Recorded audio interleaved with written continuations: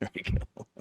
Hey, welcome to Critters in Taiwan, a very special episode of Critters in Taiwan, where a couple of us sit around and watch Critical Role, where a bunch of nerdy-ass voice actors sit around and play Dungeons & Dragons. I'm Ben in Kaohsiung. I am Tim in Taichung. And we are a couple of critters in Taiwan.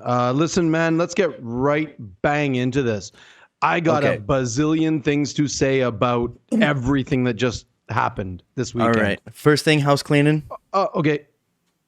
Oh, yours. Sure, me? Yeah, that's on you, buddy. Spoilers. Hey, we're going to be talking about everything Critical Role related. $0 so, spoilers. If you're not caught up, go away and come back and watch this when you're caught up. Yeah. If you don't care about spoilers, sit around and you may learn something about D&D, because if you can't tell, I'm jacked about this one. I'm super amped. I got so many things to talk about. I don't even know where to start. Yeah. I'm gonna start before we get onto the rollies right away. Now, if y'all haven't noticed yet, on Fridays, which is when we get the live stuff, we can watch it on Friday morning at like 10 a.m. or something like that, depending on daylight saving. Yep. As Foster always says, it's saving, not savings. So I get to start watching the new episode before Ben does. You do. And so I'm on the treadmill, and I'm about like an hour in. And correct me if I'm wrong, but I think this time you said, it might have been last week as well, you were like, all right, I think I can start at 7, but I also got to meet the girl at 10. So I'm not even sure if I'm going to finish this before, like Sunday or something like that. Yeah, something like that. Was that this one or is that the last one? That was this one. That was this one. Okay. Yeah. So I'm sitting there on the treadmill, just like halfway through my cardio, my 40 minutes. I'm just like at the 20-minute mark, coming up to the break time. And you send me that message and it comes up and it, obviously audio just like doop.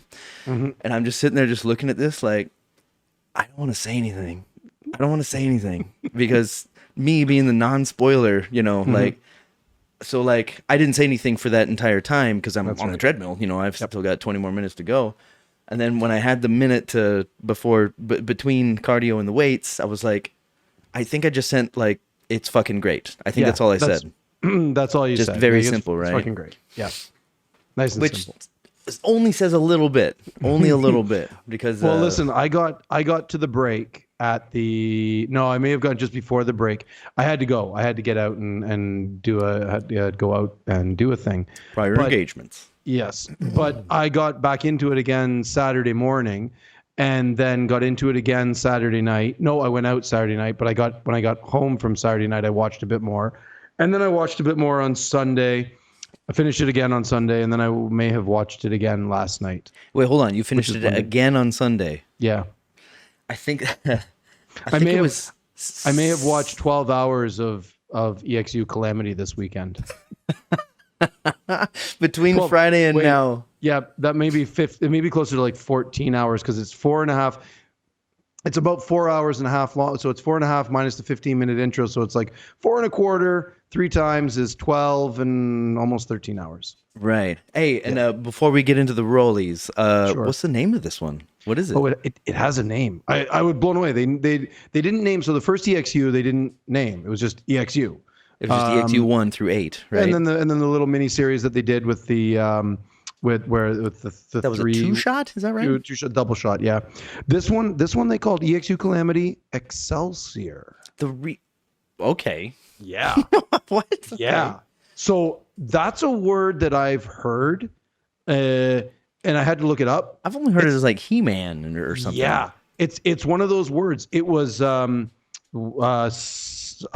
famous American poet in the 1840s used it at the end of a short poem, Excelsior.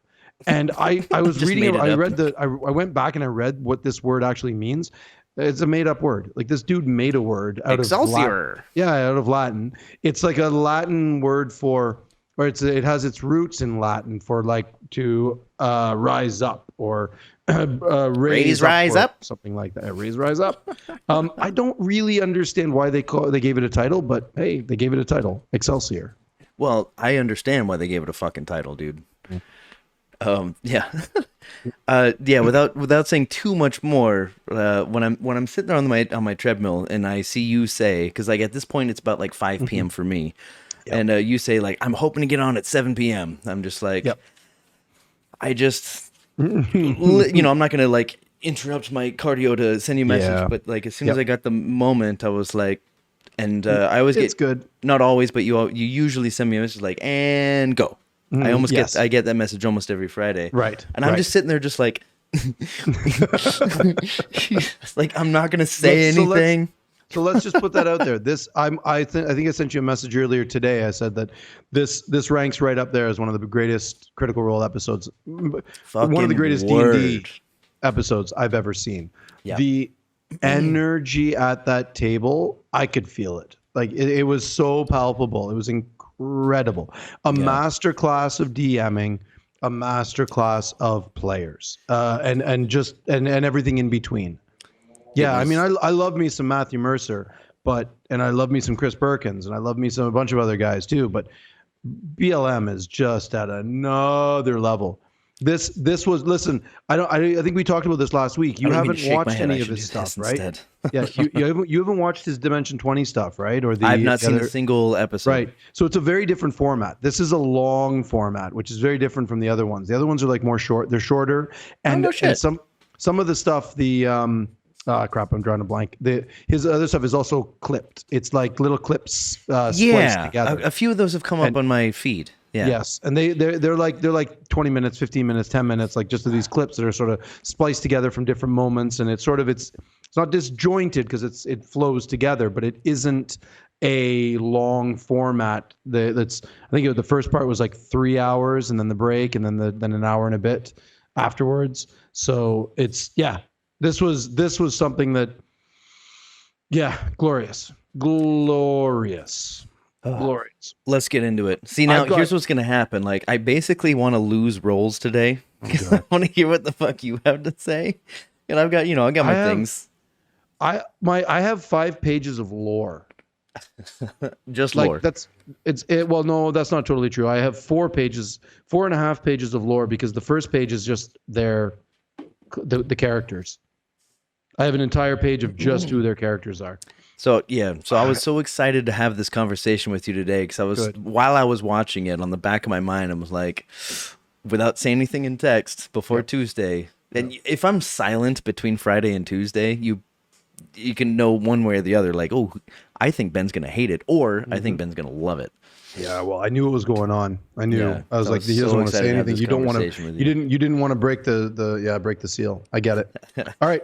Let's get some rollies in. Let's do this. Ready? All right, here we go. All right, here we go. Oh, 3. Oh, you got a 16. Hey. All right. Well, then let me start with something about how I felt about the show after watching it. Yeah. Okay. Oh, after watching it. Okay. I like that. After having completed it, I felt like I had just walked out of a fucking movie theater. Yeah. There was so much mental imagery. There was so much and so much so much shit that I was like, fuck, man, I didn't even finish my popcorn. That's how I felt. You just brought me back to a moment when I was in university and I walked out of Fight Club, not knowing anything about Fight Club. And I remember walking out of it and looking at my roommate in university and going, the fuck did we just watch? Like in absolute awe of what had it transpired in that movie. So I'm right there with you. I know exactly what you're saying. The imagery. Yeah. That, what'd you call him? I call him Brennan. What did you say? You said 3 Brennan letters. Lee Mulligan, BLM. BLM. All right. It's kind of I know it's an unfortunate moniker. This guy's really competing for some BLM love. Yep. It's a tough one, but as in many things that are internet related, acronyms are prevalent. Of course, me, somebody who analyzes things to an extent, like when so I started watching it. I didn't know what to expect. It's Calamity, but I knew it was our Age of Arcanum. It's like, I'll jump towards like when I was like getting towards the end of the episode when I kind of got a handle of who the characters were and how they like where they sat in their communities, etc. Right.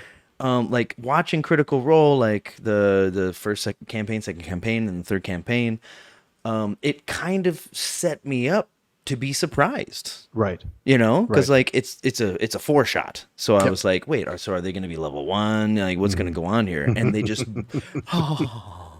This Yeah. huge fucking setting of these Let's folks. talk about that for a quick second. Now that you brought it up, they started at level 14. Okay, So that was one of is- my questions because I Yes, didn't so see on my mobile. I couldn't see that. They that all close. started at level 14, which is basically, I mean, It's everything end game. It's end game. It's where the Mighty Nine finished. Yeah. Vox Machina was supposed to finish at level 15, but they didn't because Matt gave them after the Chroma Conclave. He was like, "Hey, do you guys want to go to 20?" Yeah. No, I think he said he was done. And then they were like, "We want to finish this," and he was like, "Okay, well, let's have this conversation." And so they had the conversation, and they all decided, "Okay, let's go to 20." But they was Mighty Nine finished at 14. The Vox Machina was supposed to finish at 14. I bet Bell's Hells goes right to 14. Like it's where things start to get ridiculous. You get it? Man, there's something in my small pile there that's got some little bugs. Can you see them? Yeah, no, I can't. I can see you just see waving me. at them. You just see me trying to fucking karate kid them. It's all that meth, dude. You got to cut out the meth.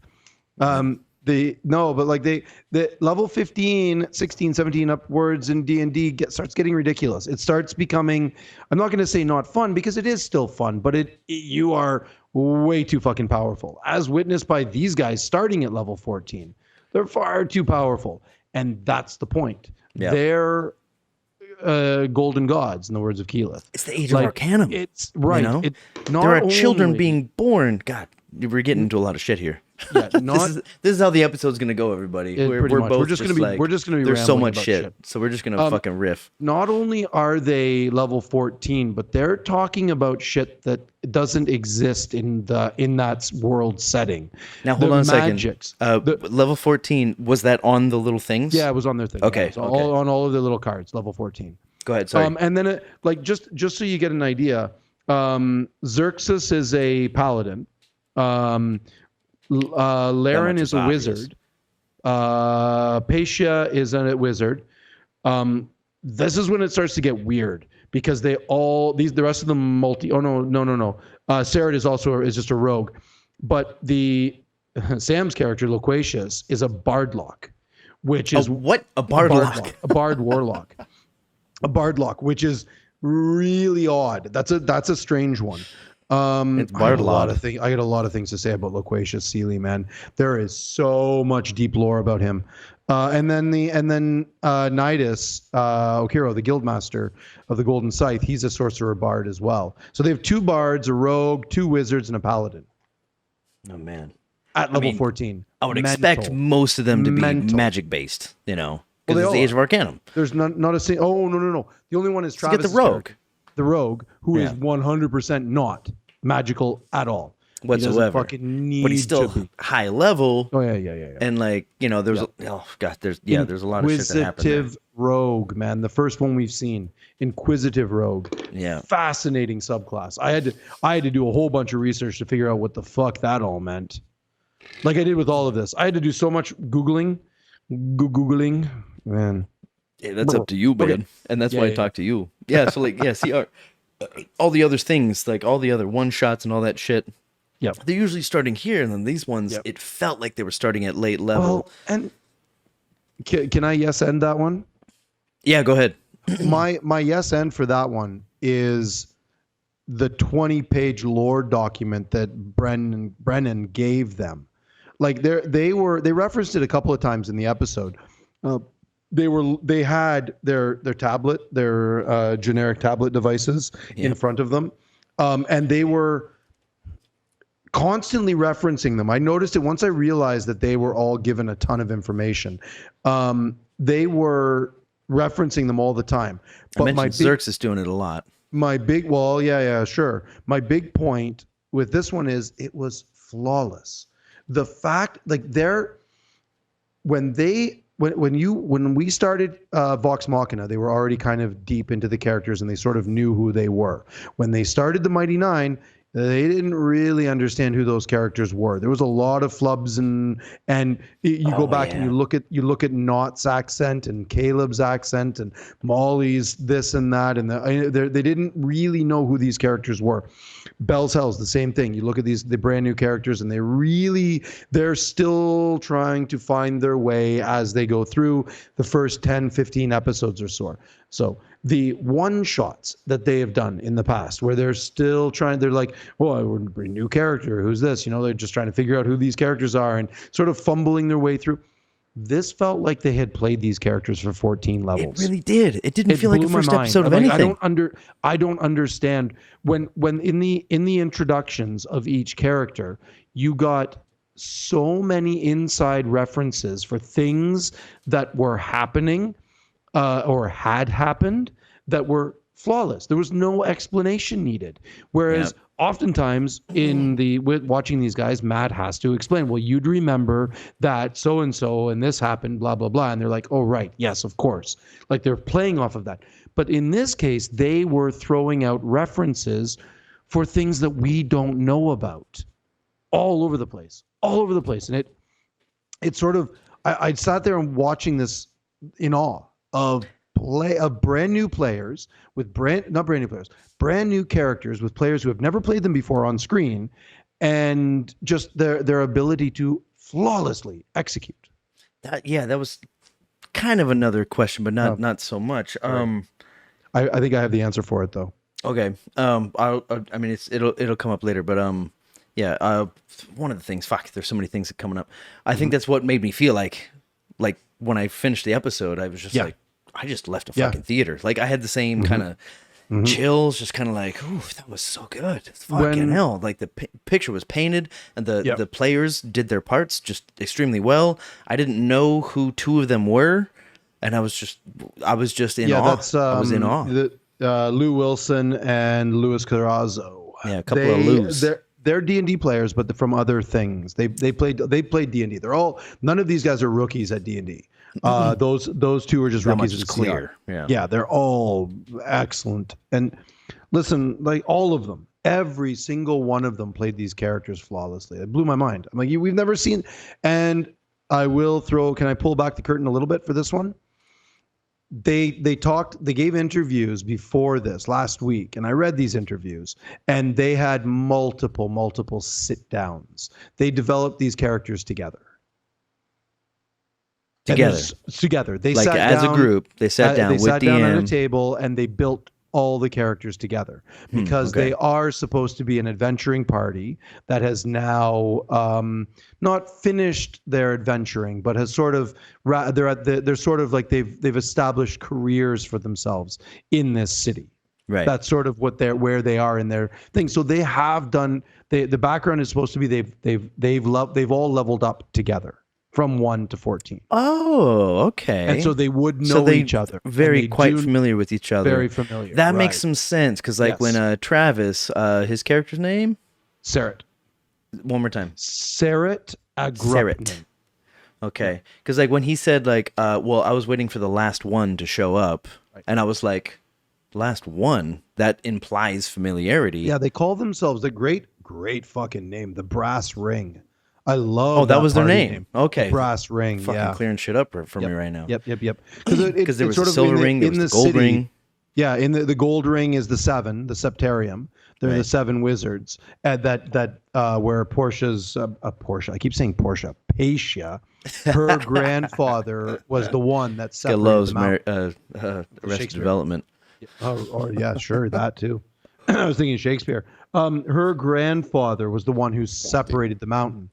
And turned it into 2 cities. Fucking mental lore. It's Arcanum. It can happen, dude. I don't remember what we're talking about now. Right? Oh, because her grandfather was a member, the founding member of the Gold Ring, one of the Silver Ring, or one of the founding, or the founding, the founding. Okay. And then the Gold Ring, all their apprentices are the Silver Ring, and then they call themselves the Brass Ring because they're the ones that get shit. Okay, so that's the connection there. Okay. And I know that fucking Travis's character, I'm not gonna remember these names unless I really study it. Sarret. Sarret. Cerrit. Cerrit. Okay. Yeah, I couldn't see on the little screen there. I could see your text, but I couldn't see their fucking names. Yeah, when they said and also you did notice that they had a little silver ring around their neck. Silver ring around their neck. They're they're like the second in command. The Septarium, from what I understood, they never leave their chambers. They're basically they're such elite that they never come down from Mount Olympus. They just sort of stay up there and whatever. Who knows what they do? We did see one of them, right? He did come down and he talked to Paisha's character, Marisha's character, Paisha, for a little bit, and then that was the only sight we saw of the gold ring. I loved that interaction. Yeah, yeah. That I don't remember the exact quote, but he was sitting there and he said, like, you can turn into a bear or something like that. Yeah, and the way he fucking said it was so fucking cute. Yeah. And so he enraptured the entire cast. Okay, can I, because people are probably, well, listen, if you haven't watched this episode and you haven't figured out what we're talking about, I don't blame you. There's a bazillion things about lore. Should we do rollies again? Could I just drop some, I'm sort of chomping at the bit to drop a bunch of lore about where this shit all came from. Yeah, just drop it right now. Okay, so here's what I've got. I pieced a bunch of shit show. together. We can do whatever the fuck we want. Okay, fair enough. I pieced a bunch of stuff together from conversations and Wikipedia, Critical Role Wikipedia, Cryptopedia. I don't know what they call it. The Wikipedia. That sounds racist. From Campaign 2. Wikipedia. So long, like thousands of years ago, there was the schism. Right. This is when the betrayer gods and the prime deities were walking Exandria. At this time, the Dawn Father, Pelor, he imprisons two primordials, the Emperor of Fire and the Empress of Earth. He imprisons them in under Mount Igora and seals them there forever. These are gods we're talking about. These That's are gods. eternity. Well, these are primordials. These are even more powerful than gods. Yeah, this is back before lands There's existed. a lot of parallels with for those of you watching and for Tim watching.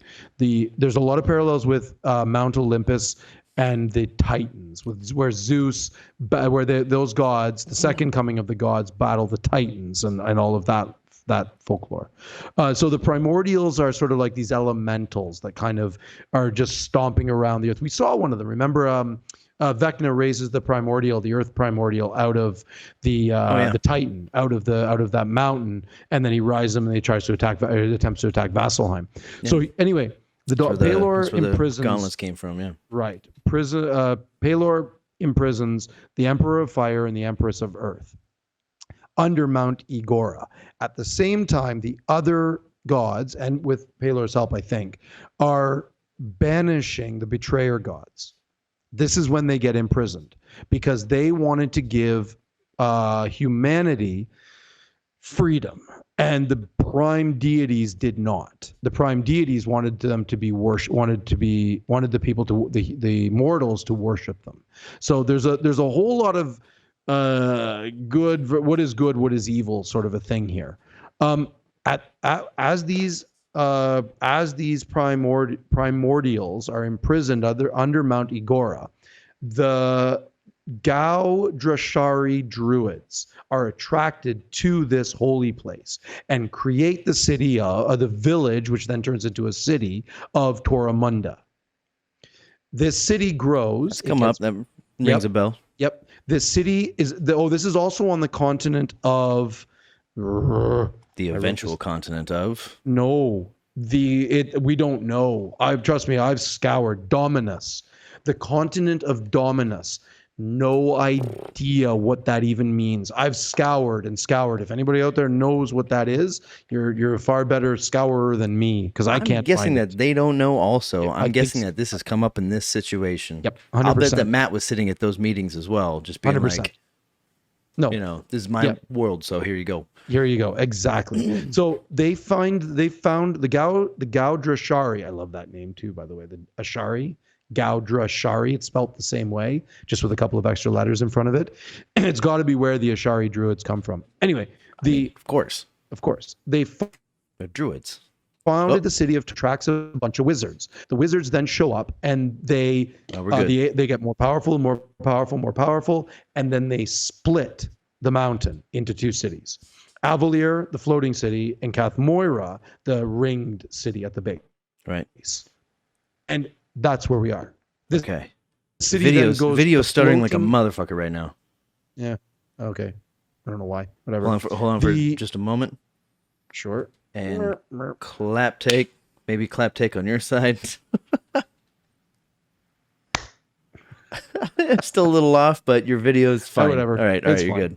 So they have these two cities, Avalier, which is the floating city. It's a fucking mountain floating around Exandria, doing a 7-year cycle of Exandria.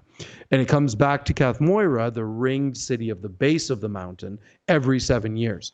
Now, the reason why I bring all of this up is because at 2 hours, 39 minutes and 40 seconds. This is before the break? This is before this is right after the break.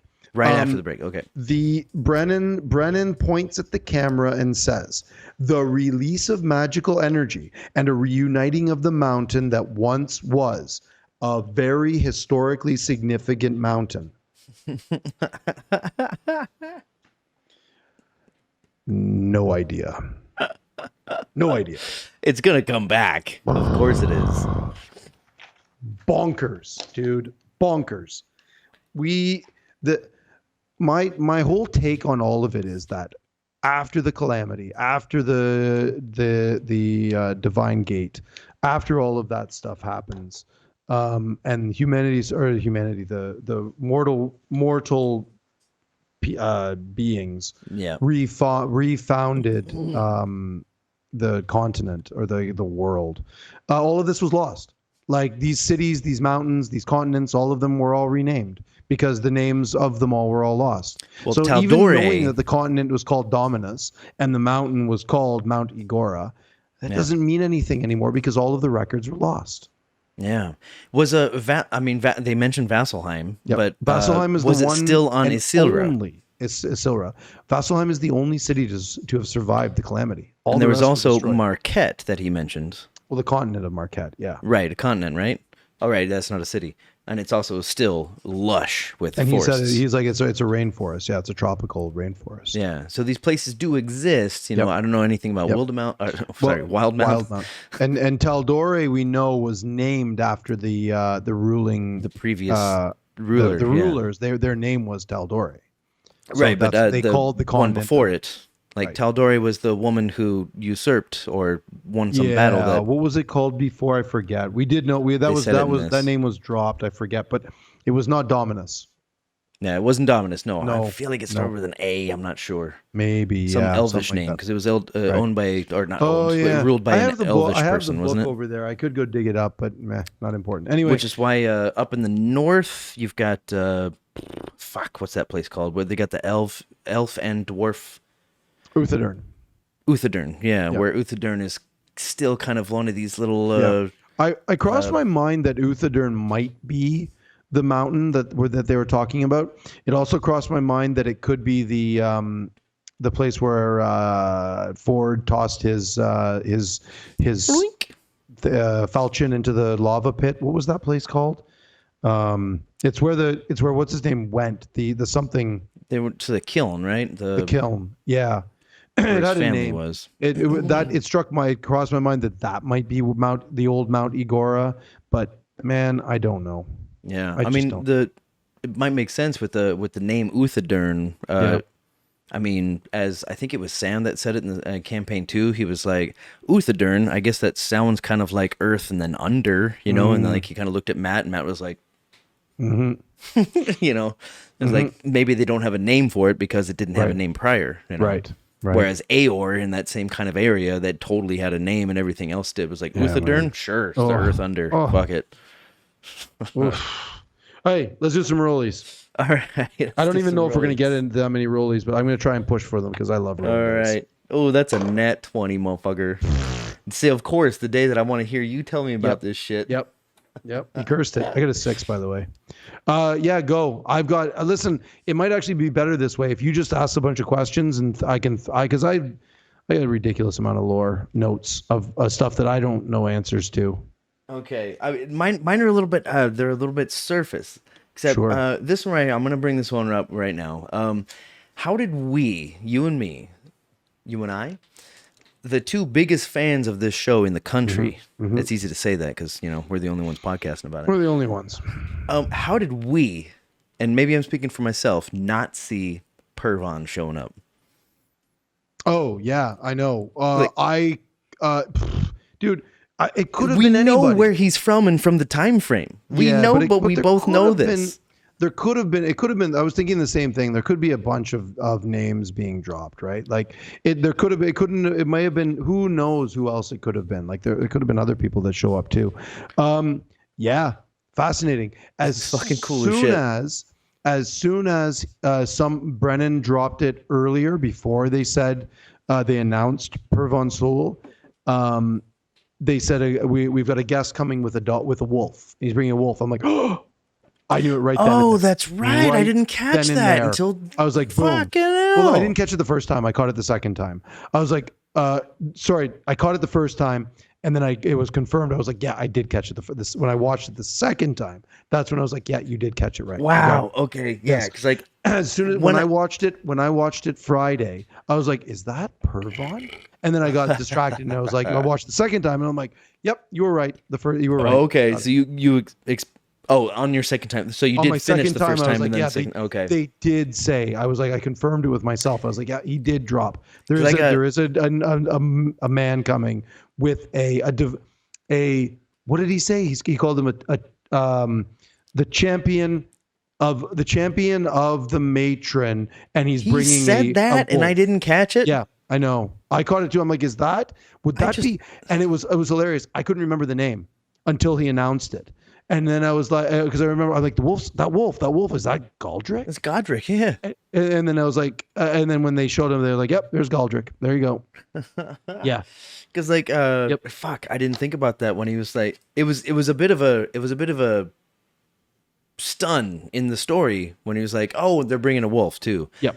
And then like people stopped talking, but I'm gonna have to go back and watch again to see Marisha and Sam and Travis's faces. I don't think they reacted. I don't think so either. I think Brennan expected them to. Yes, he expected. And I think that he didn't get recognition. He didn't get it, and that's why it was a long time ago. And they've been busy. Powerful. That's why it was so powerful when he just says like after a pause, like some dead air, he was like, "So they have a wolf," and like I'm just like, "That's odd." Okay, whatever. Yep.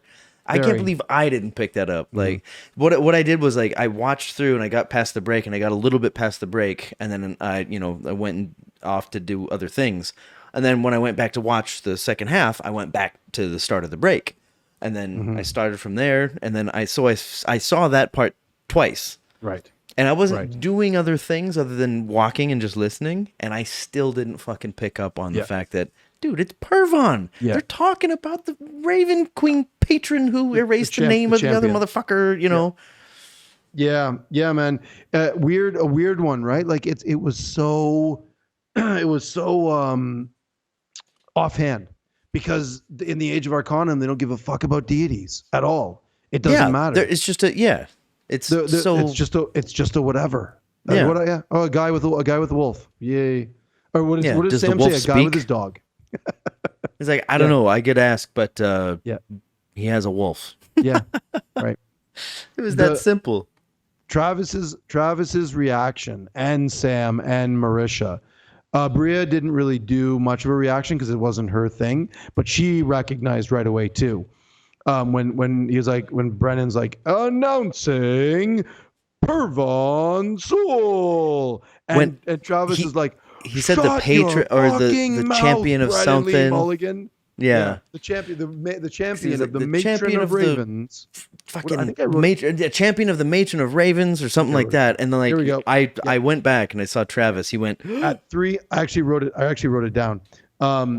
3 hours, 39 minutes, 28 seconds. For the Twitch announcing stream. The champion of the matron of Ravens, Pervon Soul. Yeah. And that's when Travis is like, shut your fucking mouth, Brendan His Lee eyes Mulligan. went whoosh when he said champion of the patron of Ravens. He was like, oh. Yep. And then immediately he said Pervon. He was like, and Sam was like, what? And Marisha was like stunned. So the three of them, Marisha didn't do much. No, she just kind of sat there like deer in the headlights. Like, whoa, what is Travis, that? I mean, he's the... Yep. Bless him. He's just the guy that just like viscerally reacts. Was doing at that point. I wonder what Liam was doing when he sees that bit. Oh man. Love to know what his reaction was. And then we get a bunch of other stuff. Like I love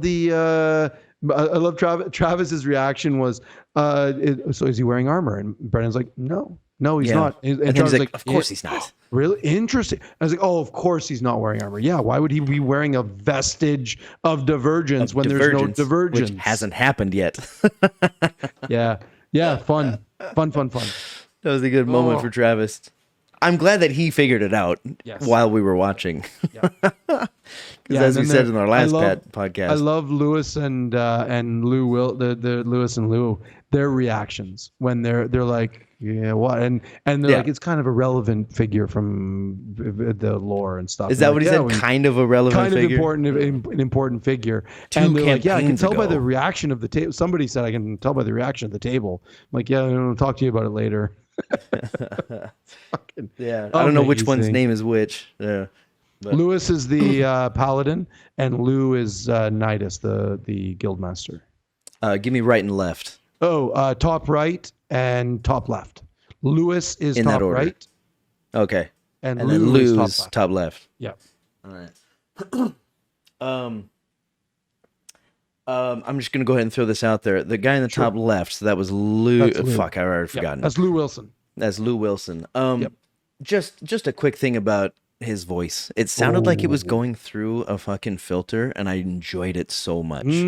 Silky, right? Smooth. Yeah, it was just such a pleasant voice that had cracks in it sometimes, you know, and like it just like when I'm sitting there on my walks, just like it was so pleasant, and I got the impression that he was less experienced with D&D because of the way that he was speaking, but maybe it was just his character. He was fully in character. He was fully into that very. I really enjoyed it. I am a pirate guildmaster. Yeah, you know that whole very just lackadaisical. The world is completely under control, and I am rich as fuck, so I don't care about anything. It was a brilliant. All of the men, they were so well fleshed out. All of them. Do those guys come from voice backgrounds as well, or I mean, like, or is it just D&D backgrounds? I don't know. Because they got to be come from in front of a mic, right? Yeah, I think they must. They must have some. Yeah, sure. But also something to think, like they don't have a microphone like right here. The microphones they have are, you know, like not shotgun mics, but you know the hypercardioid. Yeah, I think they're actually up above them. You're right. They're right. They're up there on the set. Yeah, so they're shooting at their faces. Yeah, GIF this already. Yeah. Yep. Yeah. So like, so they're not in front of a mic. They get to sit there and be casual, and they get to you know play the characters without worrying about turning their heads or whatever. Except for Matthew. That's right. Yeah. So they must have come from some kind of background where they are in front of microphones at some point. I guess perhaps. so. I don't really know those two. I haven't done a lot of stuff, but it's completely possible, much like Abria, that they're just nerds, like nerdy ass D&D players. Yeah, perhaps not voice actors. I mean, Mulligan he's not a voice actor of any kind. He's just a fucking an amazing D&D guy. Could be. Holy fuck. Yeah, his voices are amazing. It sounds like it's trained. I read his biography. He has done some really, really crazy stuff though. I wish I could remember what it is now. You're triggering memories that I don't really remember fully. Yeah, it's a big resume. It's a very big resume. His should we do some more rollies or should we Yeah, it's rollies. Hey, did you say earlier that you said you had to pee? No. Oh, I thought you said that. I was like, okay, we got to find a time for that then. Yeah, I'm good. I might be coming up on it pretty soon, actually. That's all right. We can take a break. Okay, so sure. Rollies time? Let's do rollies. All right, here we go. Oh, man, I'm rolling like a motherfucker today. 19. That's a 16. All right, that's yours, buddy. Okay. Listen, I'm gonna throw this one out. I was gonna save it for later, but I think it's important now. At 2 hours now. Okay. So at about this is just right after the break. They're talking about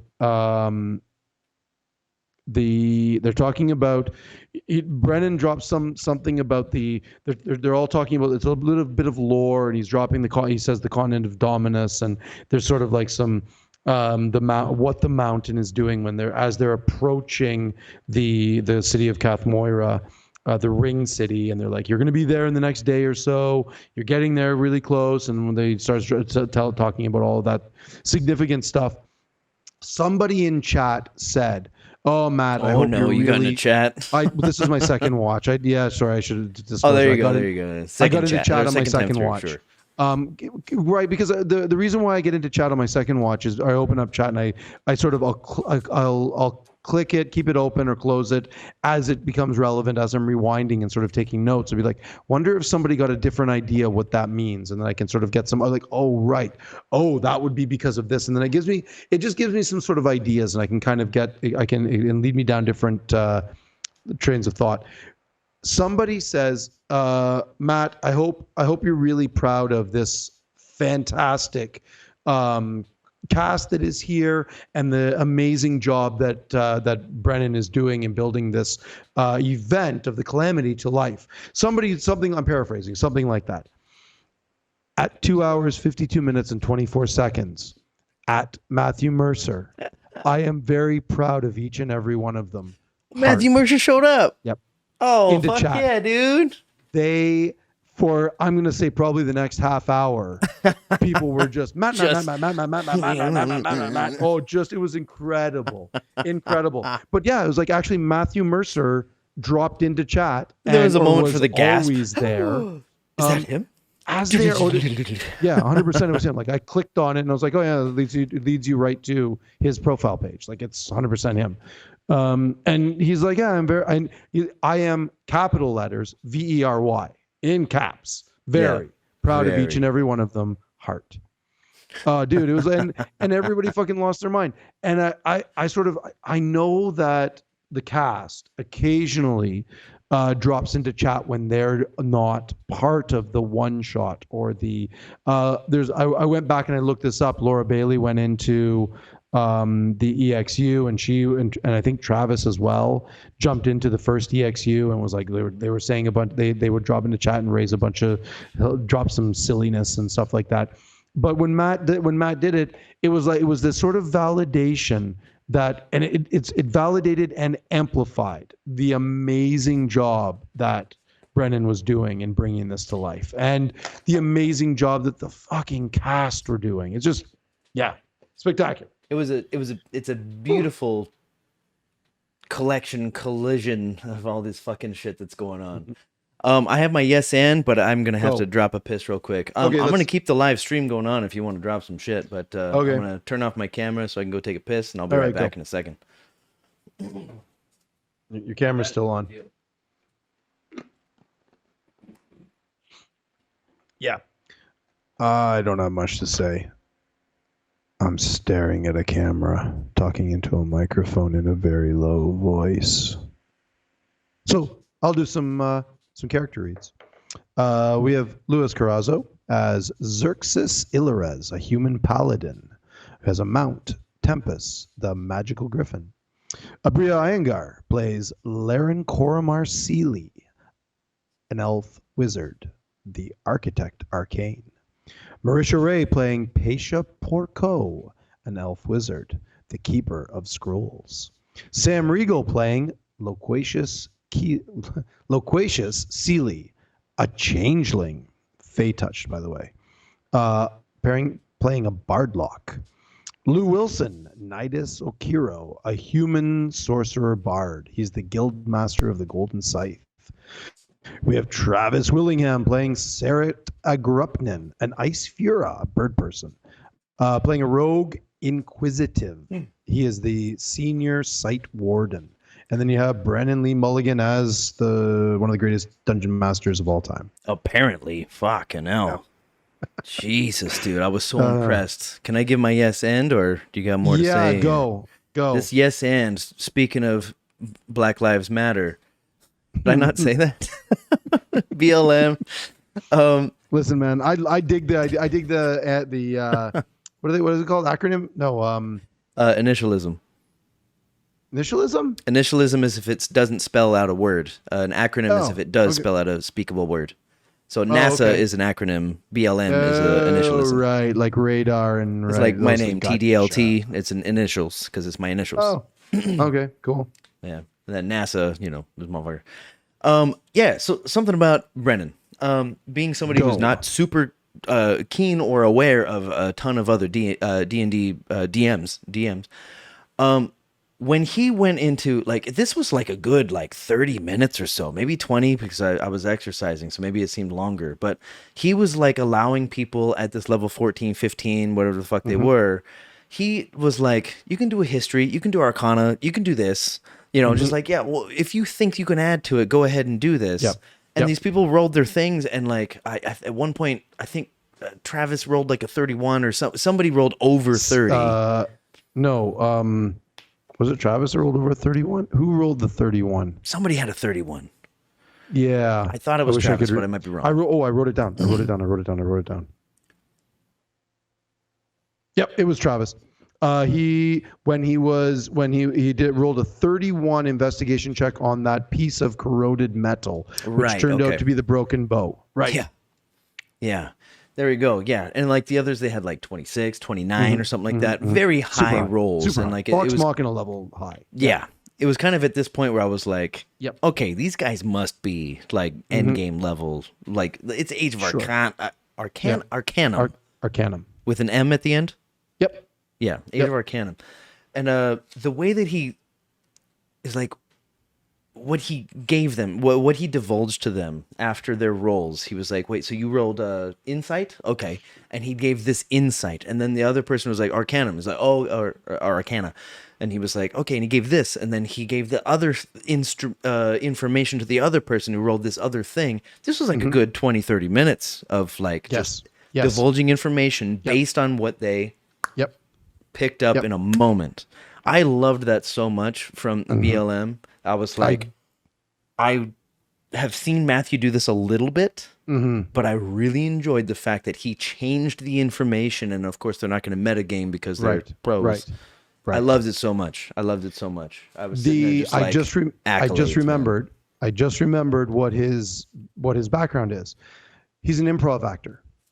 Professional. Brennan. Before he was a DM, he was a professional improv actor, part of an improv troupe, and it shows. That's where all of this comes from. He is an excellent improv guy. So all of his stuff is just like he's just coming up with it, click, click, click, click, click, click, click, and he's just go, go, go, go, go, go, go. And you can see it. That's what you're talking about. Like you can see him able to, he's like, okay, you rolled this and you rolled that, and this is what you get. And he's connecting all the dots and he's just riffing off of it, just constantly riffing. A good yes and for that, I mean, yes and your yes and would be fucking Bola. 100% guaranteed. That was Sam throwing out a name and then Brennan just going, oh, that sounds vaguely Russian, Eastern European. So I'm going to go with a Ukrainian mail order bride. And that's what he did. It was brilliant. The only reason I went back and listened to that again was because of Travis's reaction. Yeah. Yeah. What did he say? He has said it before. He was like, what are you doing? Not what are you doing? Just like he had something that he'd said before in campaign 3, I'm pretty sure, where he was like, you can't do this to me, or something, something along those lines of like, not normal. He was, you got to be kidding me. You're like, you're doing this to, I don't remember what he said, but it was fucking hilarious. And I was like, oh, and it caught my attention when I was like a little exercising a little bit. So I had to go back and listen to it. And I was like, I had to go as far back to see Bolo, I think her name is, because I think that's Sam just coming up with a name out of nowhere. They spelt it a couple of different ways, and they didn't clarify it because they both called her Bolo and Bola on multiple occasions. Didn't Brennan come in and say like Ambola? I am Bolo. Didn't he say or did he say I am Bola? He said he's like, what's, sorry, I didn't catch. I thought he said I'm Ambola. I didn't catch your name. I thought that's what he said. And Brennan's like Bola. He says it twice, 2 different ways. I swear I thought he said Ambola. Maybe. Like I'm Ambola. Ambola. I'll have to listen. My second listen through, I'll pay attention to that. All I know is that he didn't get the name right. So it doesn't really matter. Sam was saying that's what I think her name is. Right. A friend set us up, whatever, and then I thought that was a choice. he, and that's the changing joy the name. That's the joy of Brennan being this improv actor. Is he's just like, oh, that's who it is. Okay, I'm just a piece of arm candy then that nobody cares about. This is a throwaway NPC that's going to be hilarious. Also Aeorian, as from what we know from the second. Maybe not. Perhaps. Maybe she is an Aeorian spy. Right. That's my take. And that's another thing to come up with that on the spot because Abria asked him, "Did you come with a +1?" Right. And he's like, "You know what? Sure. Yes, I did." And what's her name? Bolo, I think. I don't know. And then if he's coming up with a fucking Aeorian spy on that moment, fucking hell, dude. Brilliant. This episode just got way better, but we don't know yet. We don't. Oh man, I'm so excited about that. It's gonna be hilarious. It seems to be a little bit more. He put a lot of time into it. Yeah, they dropped the lore about Aeor testing a weapon on a smaller flying city. Yeah, like some fucking god killer. Like that's what the that goes back to campaign 2 when they were going back to Aeor. When they were in there was mention of them. The reason why Aeor crashed is because they were trying to test a god killer, a god killing weapon, and the gods smited the city from the sky. Yeah, right. So is that what Aeor is doing against the smaller cities? They're testing this weapon. Of course it is. I mean, that's what I'm hearing. Okay. All right. I mean, we're on the same page. I'm sitting on, of course. I'm like, I'm putting all my chips in that pot, man. It's like something's going on there. You got Gordranus. I hope I'm not stepping on any toes here. But Gordranus, is that the same as Gordranus?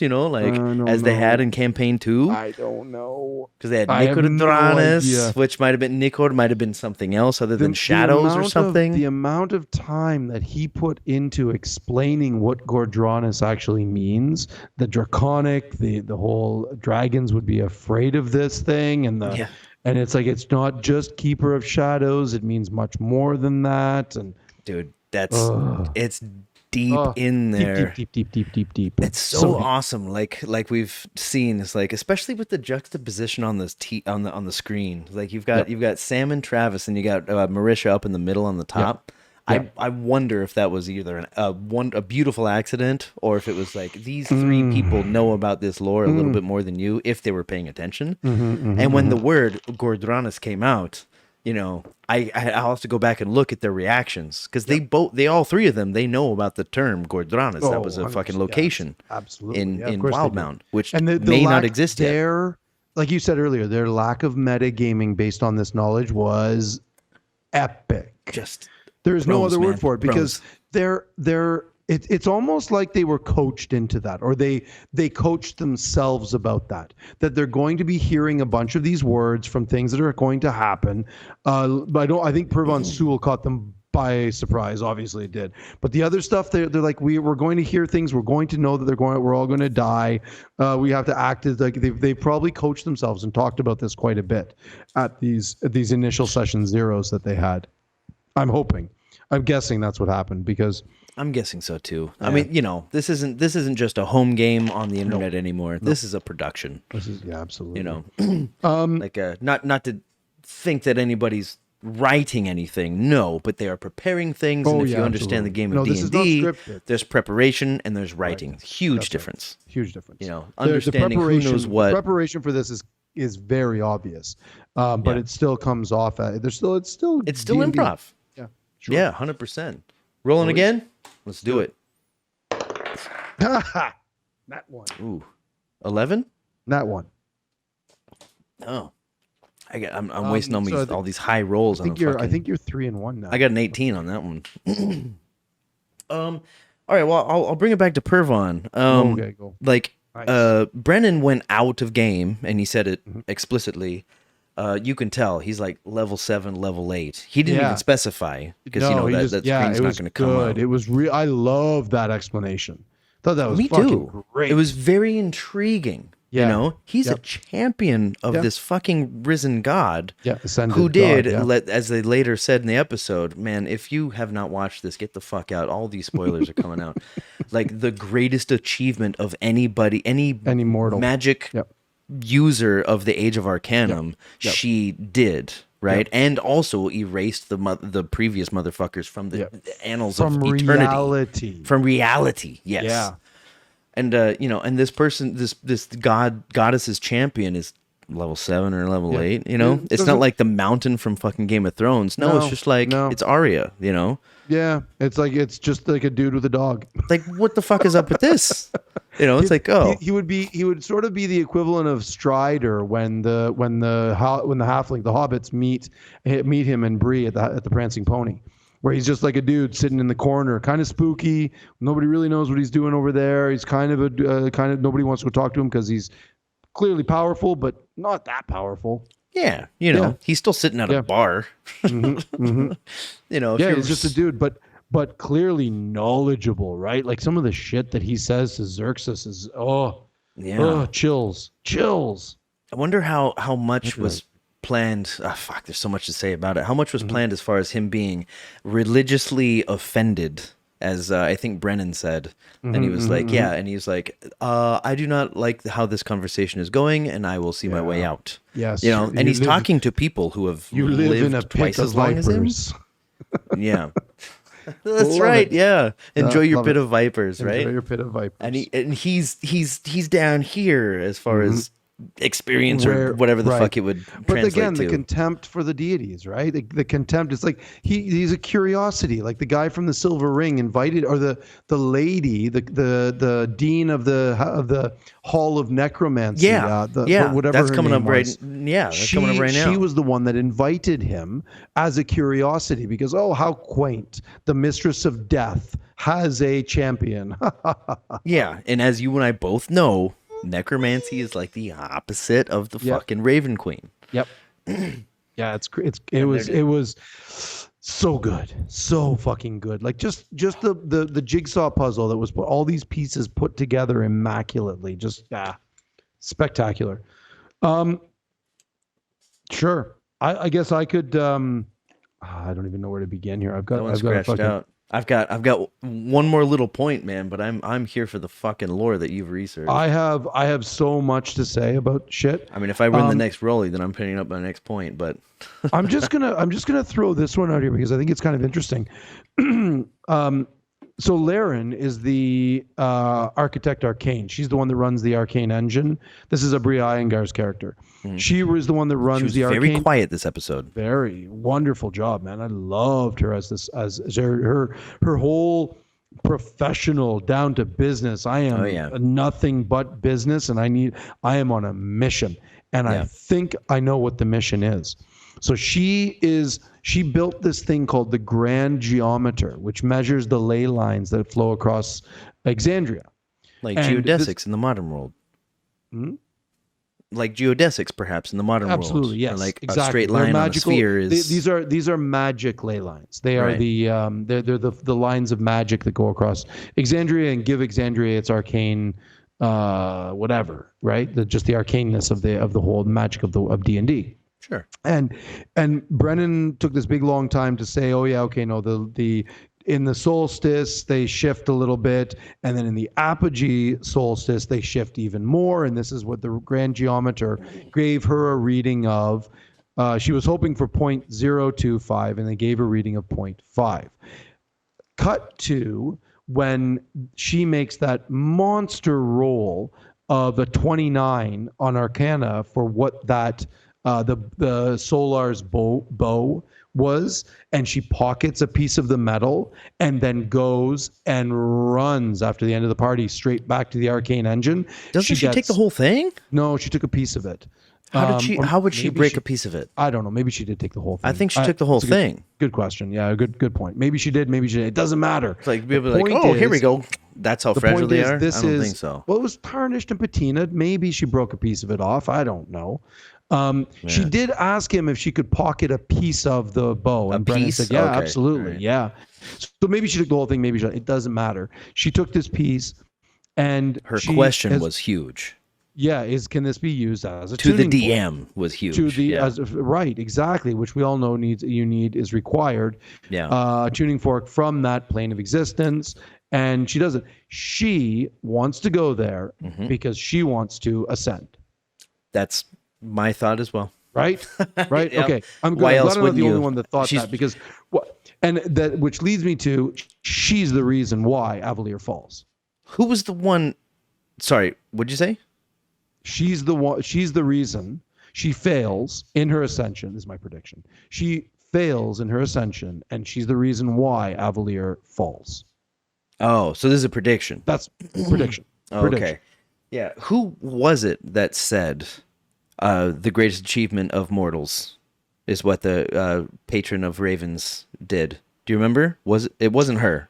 No, it wasn't Abria. that was the dean of necromancy. The Right, hollow. Oh, that's right. Because they were kind of mocking the fact that, and they're like, and she's, and because she even yells out after, she's still. I wrote this down. She's still one of us. She is still. Oh, right. She's matron of ravens is still one of us. And Pervon says, they talk about the whole was one of us. Yes, and she. This is not their world anymore. Yeah. And that whole, those chilling. I got chills when that speech happens. Yeah. I think it was fairly transparent what you said. Fairly transparent that that's what she's looking for. Right. Like the fact that she would get so excited about this 0.5 when the Yep. whatever they say. It's like it happens in the world of Exandria as well, like in campaign 2, 3, 1 as well. When certain things line up, there's a weakness in the connection between the realms or something like that, and then things in campaign 1 and campaign 2 and campaign 3, they talk about the thinning of the veil, which is the divine, the sort of the divine gate and those sorts of things. Yeah, the rifts, right? And like right. like in campaign 1, it was where it coincided with the instance of Thordak coming through on the Ashari plane, right? Right, in the fire plane, from the fire plane, right? The fire Ashari, because of the alignment of certain things. Yes, know? That's and right. I think that this one here was like, anything above 0.025, and then you get 0.5 of, and she's like, this is my chance. Right. I got that immediate impression. This is my chance. Yes, absolutely. Like she wants to ascend. Just for reference sake, I just reading through my notes here, I'd realize the city that Aor is was going to attack is called Lathras, another flying city. Lathras. Yeah. Which might be a play on Lazarus. I don't know. Just putting it out there. There's a lot of coinkydinks. Because Lazarus is a rebirth. Sure. Some kind of entity of rebirth of some sort. That's sort of my whole take on like how that whole thing of, oh man. How are we doing? We doing rollies again? Yeah. Or I think that was yes you won, and then that was my yes and, so I think we're on rollies. Oh, I again. won. Okay, let's do it. Let's do another rollie. Let's do another roll. All right, here we go. Wait, there we go. 14. One more time. 14. 14. Man, I'm just killing it today on a day that I want to hear you say shit. Yeah. That's okay. I got lots to say. Don't worry about it. What'd you get? Speaking of which, it's kind of funny how this works out. It always seems to work out in the same fucking order. We got some kinship or something. Well, we're watching the same episode and we're paying attention. We're catching all the same parts. But I'm going in different orders here. You know, yeah, I'm all over the place too, man. I got a billion things to say. So, sure, go. Yeah, we got all kinds of I'll say right now, we do spoilers for everything Critical Role, but if you haven't seen the movie, don't look up, tune out right now, and come back in 30, 40 seconds. And I'm trusting that you've done that already. There's a direct parallel, it seems, to that movie. Have you seen it? Of course, yeah. Yeah, and like the start of the movie, he's like, "Wait, what's this?" And they're like, "Yeah." And the I don't remember anybody's name in the movie. They're just like, "Yeah, but it's this," and he's like, and he starts freaking out, and it's like, and it's this, and it's this. It's the same thing as 0.025 versus 0.5. Right. It's got to be a parallel, or maybe he was like sitting there like, I already wrote that, and then the movie fucking came out and fucked up my goddamn thing. But that was my first thought when I saw that. I was like, ooh, that's fucking Don't Look Up right there, isn't it? You know, so I either felt bad for Brennan, or I was like, Brennan, you could do better than that. Come on. But it's a good, you know, obviously a great storytelling point. Sure. It's wonderful. Yeah, absolutely. But that was the first thought I had. It's like 0.025 is like, you know, like where I can give it a shot, and 0.5, right. of course she's going to go frivolous. Yes. Of course she is. Yes. Yeah. Which is what they did. Abria played that so well too, right? Like her eyes lighting up, and she's just like, and the whole her furtive looks around. She's like, oh my god, what do I do? And then it was. Listen, you can say what you want about Abria playing with the original EXU, her DMing style, and all of the rule of cool taking precedence, all that, and not everybody's style thing. She was excellent as a player. Her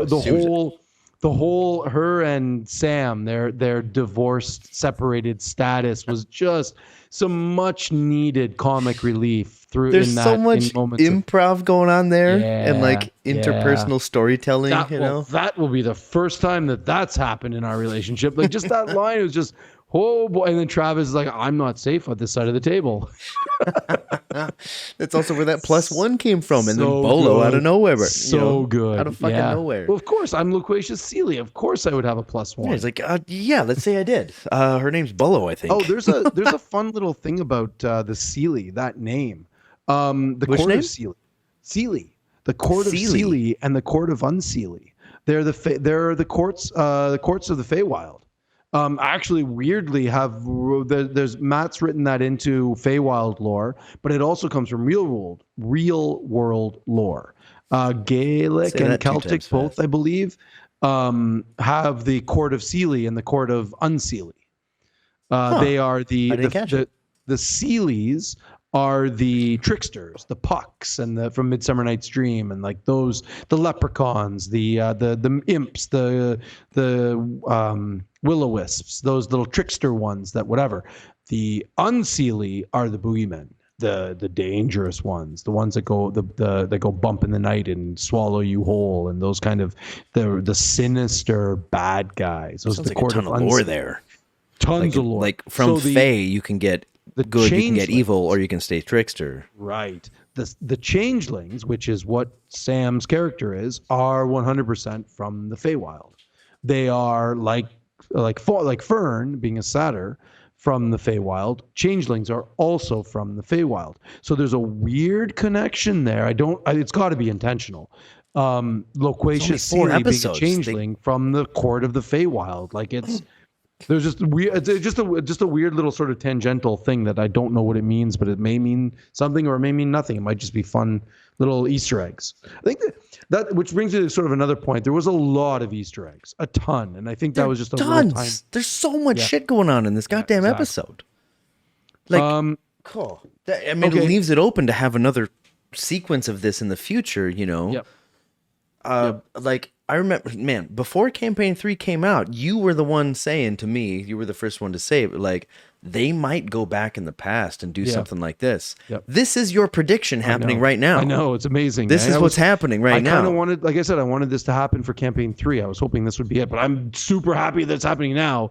Like this, in some ways, this is better than if it had been Campaign 3, because this is 4 episodes and it would have been, I think, a pretty short campaign. Yeah, probably. I mean, but also, the idea of being a level 1 or level 2 character starting out in the Age of Arcanum is sort of what I was looking at. I mean, they'd have to be children, right? They would, yeah. Or they could start at level 14, 15, and then it'd be a short campaign, and then they start campaign 4, and then Well, I don't know. Shit, man. Like, campaign 2 was really only like a year and a half. The entire of campaign 2 in Exandria time. It was only like just over a year. It was a very short time. Mm-hmm. And they went from level 3 to level 14 or so. So yeah, maybe. Anyway. Yeah. There are other places they haven't really explored. Like Isira is pretty largely not explored. Yeah, because it's very like Vasselheim, that's about it. Yeah, there's nothing there. It's all and then there's other planes of existence, Yeah. I want to talk real quick about if it's my go. If I can throw I'm going to tangent hard. I'm going to take a hard left turn here. I want to talk about Vespin Chloris, because he, as far as I'm aware, and I'm going to throw this out to you if you know better about from Campaign 1, he was not mentioned in Campaign 1. As far as I understand, he was not. Yeah. But the one thing I noticed was his name was Vespin, which just sounds similar to Vecna. Right, exactly. That's all I got. And that's what there was a bunch. This is again going to chat. Chat was freaking out. They're like, "It's Vecna, it's Vecna." I'm like, "It's not. It's not Vecna. Vecna's way in the future." Vecna is probably a lich at this point in the world. Yeah, it makes sense with the time frames. He wouldn't be an archlich yet. I did a little bit of digging on this one. I think that's about right. Whatever. Vespin Chloris was mentioned once before, though, before this episode. When the fuck was that? I caught it because I remember when they're in, and I had to go back and remember where it was. Fuck you right now. This is. I was like, this is campaign 3. It okay. was mentioned. In 3. In 3. Just recently, not long ago, a few weeks ago, month ago. They're gonna tie this shit all together. Yep. They're gonna do that. Do you remember when they're in the Twilight Mirror Museum? God, and they get. Damn it, Ben. Sorry, they're gonna tie all this shit together. That's what they're doing right now, and we're just fucking realizing this right now. 100%. They're going back to the Calamity to build some story, and like there's gonna be the same actors that can't metagame in campaign 3. They're gonna be like, oh, Vespin. Dude, that's what they're doing, and they said that in State of the Role. I'm putting it. I should point at the camera.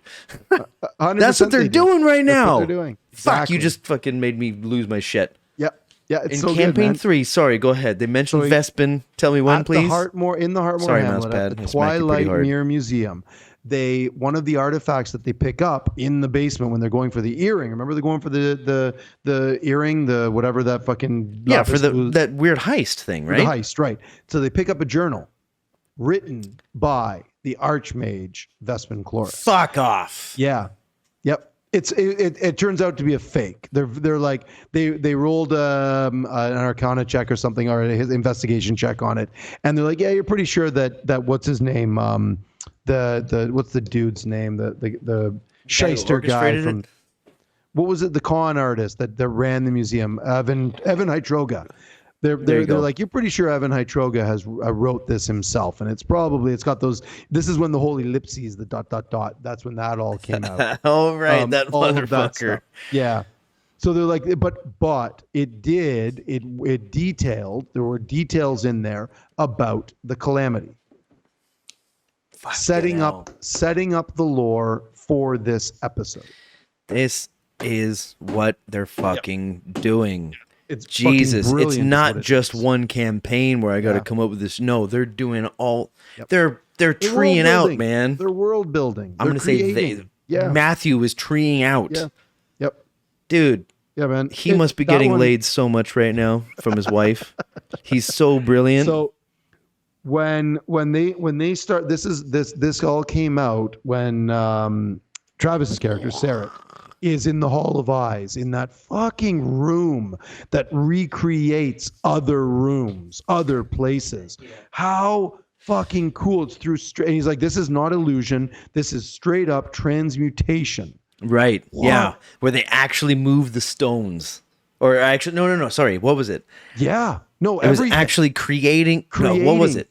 Transmuting stone and metal and wood and all of these. Yeah, it wasn't illusory. That's what it was. Yeah, they're actually moving stones to actually recreate this thing brick by brick. Like, this is the greatest holodeck from Star Trek TNG that we've ever seen. Can you imagine like this? I was like, oh, the power of the Age of Arcanum at its full display. For the senior site warden to be able to recreate crime scenes this way, just the amount, the attention to detail in things like that just blew my mind. And he gets to see this piece of bow and this piece of that's where he rolled the 31 on, was this piece of corroded metal. You're like, it's a bow. It's definitely a bow, a broken bow. I love the way he described it. Wait, and was that those quarters? That was that they recreated. That was Vespin Chloris, his quarters, his sanctum. No, his sanctum that the piece of bow was found in. Then they go to where they're sitting at their table, the ring of brass, the party. They're sitting at the table, and where the fuck is it? I wrote a lot of stuff down here. This is when Brennan Lee Mulligan is at his fucking best, when he gets the three of them. Sarah does the insight check. This is when Xerxes is explaining his dream, and then he's talking about, you're like, right, the dream, the god, Palor, and then Sarah puts it together with his insight check, and then Abria's character, what's her name? Laren, where she rolls that 29 Arcana, and they put all of and Nidus does the investigation with his tuning fork. Right? He did like a 26 to see what kind of metal it was, and you're like, it's extraplanar gold, of course. And there like, was a 22 in there at some point. I think the 22 was the insight check from Sarah. He and Sarah makes the connection. 12 at one point. That must have been a fucking natural too. Shows them the bow. They Xerxes goes like, oh, it's a celestial. It's a solar. Of course it is. That's an angel. That's one of the top fucking, the guardians of the heavenly realms of that celestial plane. And then this one got me fucking really good, where he says, that this was not Mage's disjunction. And I was like, the what?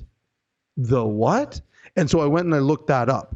It's not Mage's disjunction. It's Mordenkainen's disjunction. Oh, okay. And I'm like, that's not a slip. That's a thing that they're calling it. Well, Mordenkainen is WotC. They're not allowed to call it that. It's a 9th level spell. Oh boy. Like, this is like Wish level. This is Wish territory, where only the best of the best are able to cast this shit. And he's like, even that couldn't break this bow. It's more powerful than Mordenkainen's. And they did it with no effort. Yeah. He was very clear to point out. Very clear that this was godlike. Dude, there's so much in this that's so intriguing, because love it. Chills. Like everything in D&D seems to be placed well after all this shit. To have the fucking gall to go in and be like, we're actually going to have a short campaign in this time, where it's like, you have to control the level of power for these people, like, these people are powerful as fuck. Yep. This guy's just got this griffin that just like flies around, and like, it was great when he said made like of stardust. Like, what is that? Yeah. And this thing's just like, and it lands there, and then 700 Hodmedods carrying a magical tree from Marquette. 700 just made of cloth bags or whatever the fuck he said. And then like, like, you would think that this is crazy, but they are everywhere. Yeah. And like, how do you control something like this as a DM? I cannot wait for fucking Friday, dude. Man. I'm a little worried because I don't like getting hopes up, but my hopes are up, dude. Listen, dude, you know what we haven't even talked about yet? Fuck. The Hodmedod that disapparates. Oh, shit. That has to do with Gordranas, I'm sure. The Gordranas one, yeah. Yeah. And then Sarah, this shit has to happen fast. It's 4 episodes. Yeah. Yep. And then Sarah grabs that little Hodmedod and brings it to the other room. And then that one, Wonderful doesn't even describe it. One of the best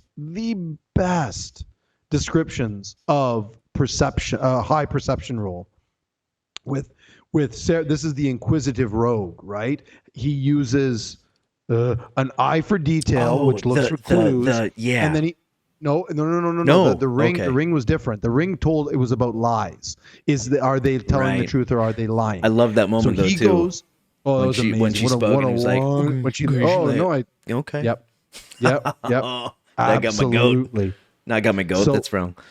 Inquisitive rogues have this ability called an eye for detail. They get it early level, like 3 or something, where they can look for clues. It basically gives them like advantage on all investigation checks, and it bumps up their thing, and they can just like they can look around, and they have a super eye for detail.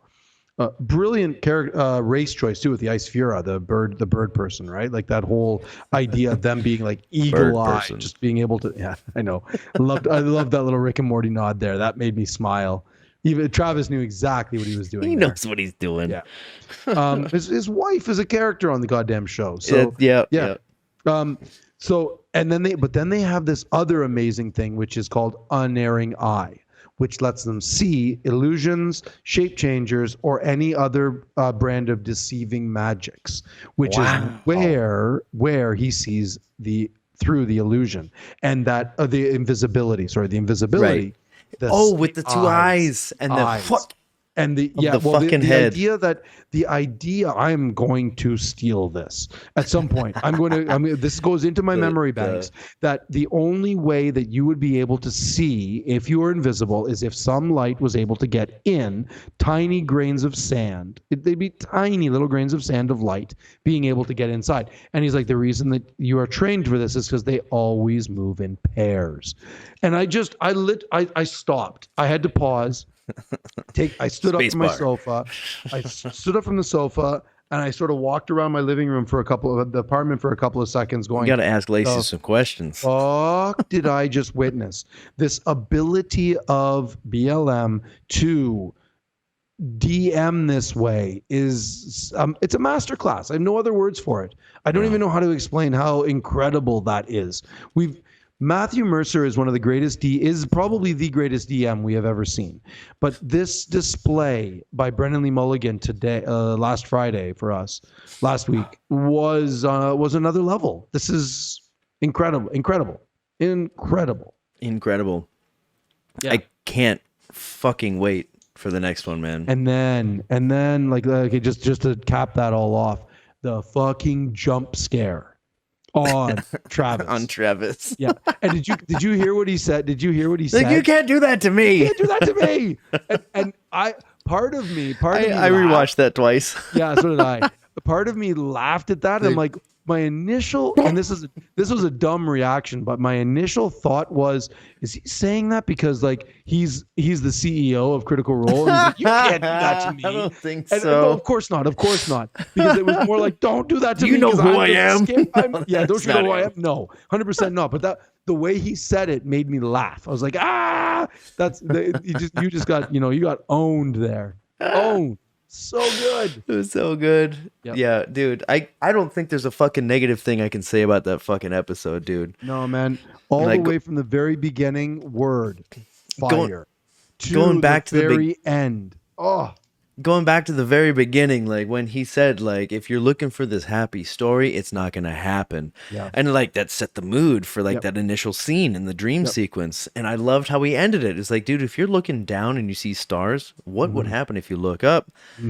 Collision, wake up. I'm like, dude, how have I never heard that before? Like of all the stories that I've seen and read and all this shit, like nobody's ever said that before. Master storytelling. Fucking hell, this Brennan motherfucker. He's killing it. Remember, I'm not going to say I told you so, but I told you so, man. This guy, I said this a few weeks ago. You did. This guy.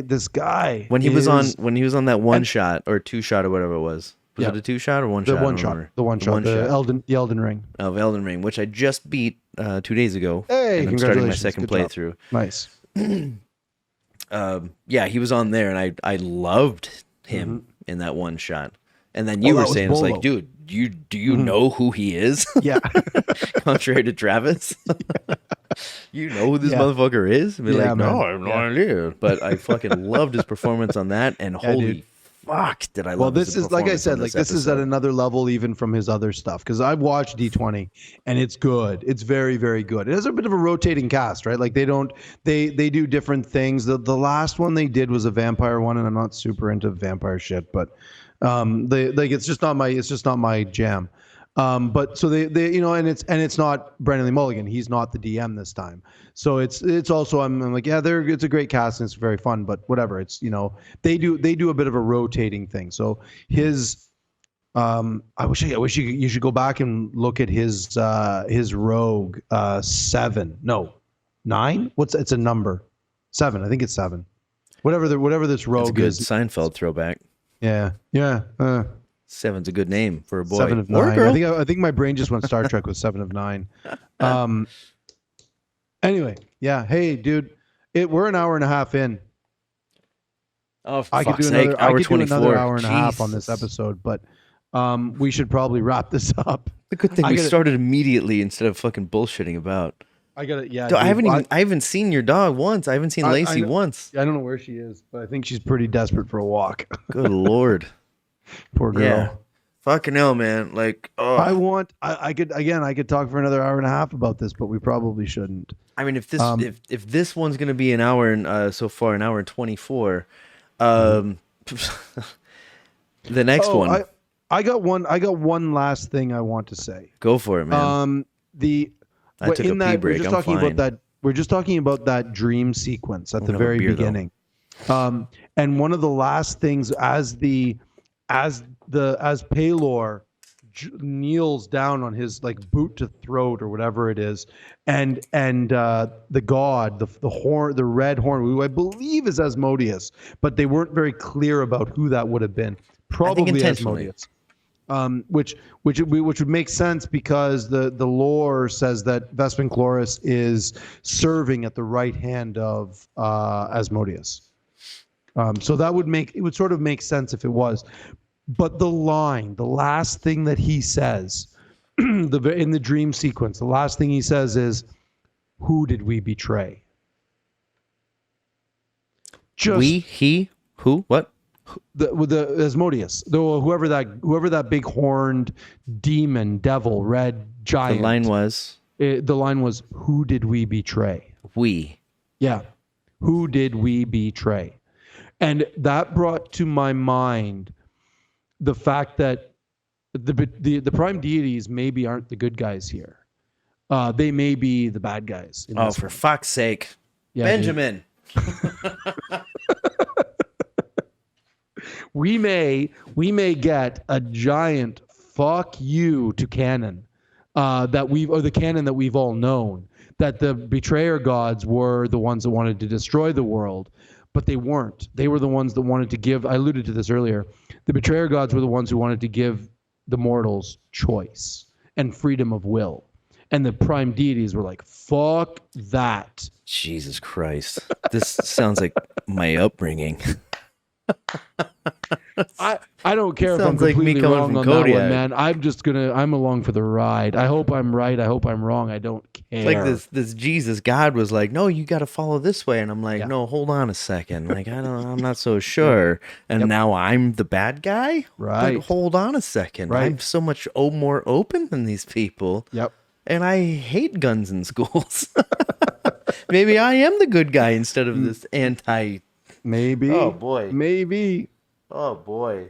Yeah, man. Like that. Who did we betray? Like that line just sets up. Okay, it's also Asmodeus, potentially. It's one of the betrayer gods that says it. So is he just getting into Xerxes's head, or is he actually like plaintively saying like, why are you doing this to us? Yeah, you're welcome. Chew on that for a few more days before we get to next Friday. Who did we betray? Oh, the betrayer gods. Oh man, yeah, the betrayer gods, right? So who did they betray Dude, again? this is all Matthew. You know this is all Matthew. Oh, did you catch another? Speaking of, 100% it is, dude. Like, dude, we don't have another half an hour, but go ahead. Just the last one. There's a moment. I think that some people lost. I don't know if you did or not, but did you notice them talking about the Hall of Prophecy being shut down for the last day? No. Did you catch that moment? So there's the oracles, right?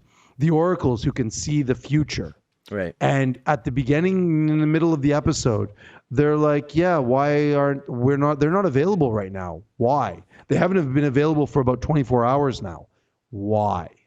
Why are the oracles who can see the future not available? 24 hours. Right now? That's such a...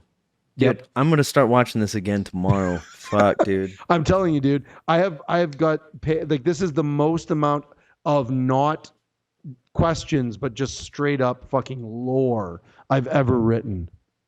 And again, a lot of it is just lore. Just lore. It was a massive lore dump. Wonderful. Loved every minute of it. Yeah, still a lot of questions, and I can't wait for it all to play out. That's the thing. We just gotta wait. We just gotta wait and see. That's all we gotta do. I'm so excited that like it's going to, like you said, this is going to all just feed into campaign 3 and make it something into. That's what it's been the whole time. We didn't know. Where are Bell's Hells right now? They're at another fucking battlefield of the Calamity. It's going to happen? And Yep. in Calamity 2 or 3 or 4, whatever, you know, like they might bring up something about Ruidus. Yep. Oh, good. Who knows? Good prediction. You know, Fun I mean, prediction. like if they're sitting there, they don't know shit about it. It might Why show are up there in there storms somehow. on Ruidus, Timothy? Say it again. Why are there storms on Ruidus? Exactly. There seems to be life activity on Ruidus. I mean, like, if you're hanging out in the fire plane or the fucking hells and things can survive on that, then things can survive like tardigrades on the fucking moon of Ruidus. Right. Right. Shit's about to get real, dog. You know, Laura, speaking of like Imogen, Laura's character, Imogen, who has the connection to Ruidus, she was supposed to be in this miniseries. She was? But yeah, she was. And Marisha's pregnant character, again, or what? Marisha's character, yeah, she's conflicts with other things. Couldn't They're all do it. fucking busy as fuck, I'm sure. Exactly. Yeah. No, she had a bunch of. They didn't say what, but her and two other people were supposed to be in, and I don't remember. Marisha, I think, stepped in for her, and Marisha actually took inspiration for her character from Laura's character. She stole ideas with permission, of course, but she took ideas for her character from Laura's character. Imogen, or the character that she was supposed to play. Laura's one-shot character for this miniseries was. Well, sure, that's expected, I suppose. Yeah. And she's like, I can't do it, but here's my ideas for the character. And Marisha's like, oh, I like those ideas. I'm going to use them. I mean, like, what's her name? Kesha? What's her name? Push me. Who? Pesha. Oh, Pesha. That's right. She's basically Laudna, just without the darkness. Right. although let's be honest here. This is the fall of Rome we're witnessing. So they're all fucking awful people. Fuck, we're witnessing that right now in the States. Yeah, that too. The decline of Perhaps Canada as well. Of the empire, man. That's what we're witnessing. Hey, let's not get too real world about this. We're supposed to be talking about D&D, God damn it. Yeah, that's all I was talking about. The States, right? The state of D&D. The state of D&D. Yes.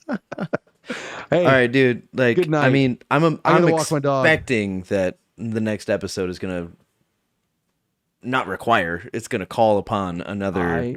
Because this time I'm gonna listen to this first episode like a motherfucker, way more than I have any other episode of Campaign 3, because this thing is laying out some shit, and I'm pretty sure it's gonna tie back in. This is what to pay attention to. Friday's a holiday here. Oh, for fuck's sake, that's right. I got all day for that shit. We can catch it. I don't want to watch it live. I won't watch it live, but I'll watch it earlier because I don't have to go to work. Yeah, as soon as it's over, I'm on it. Fuck, that's right. Hey, shit. On that note, man. Should we call it? Yeah, let's call this. Fuck. Dude. All right, man. That's a big one. Get in touch down there if you've got theories or whatever, and I can't. or you want to call us out on our bullshit or something that we got wrong, something got right, something you agree with, something you disagree with, whatever. All the information is right down there. Get in touch with us, and if there's nothing else, Ben. I just got one little prediction thing. Go for it. I don't think we're gonna get combat until the 4th episode. I'm calling 3. I think 4 is going to be a complete 4 hours of combat. The first instance of combat, I was going to call 3. Okay. I think 4. I think we're gonna get 3 episodes of complete just role playing, and then a giant big Battle of Vecna full episode of just madness. The way this first episode, because that one like went. Say it again. Hodmedod. Hodmedod. Hodmedod. Hodmedod. The way that it went and it collapsed into a pile of things on the floor.